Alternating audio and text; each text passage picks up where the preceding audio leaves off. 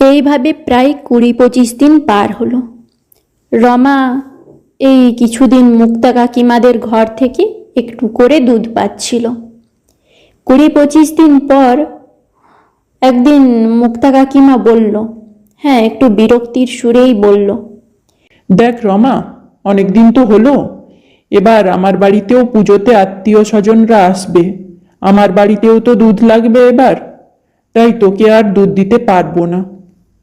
রমা কিছু বলতে পারল না। কী বা বলবে, অন্যের ওপর ভরসা করে তো আর সব সময় কিছু পাওয়া যায় না।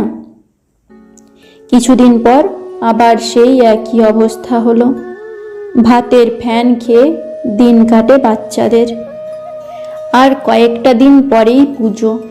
চারপাশে কত আনন্দ উৎসব, সব বাচ্চারা নতুন জামা কাপড় পেয়ে আনন্দে মেতেছে। মা গোলাপ আর মধুর দিকে তাকিয়ে রমার অনেক দুঃখ হয়।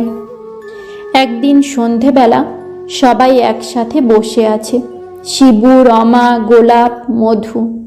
মধু বলে উঠল,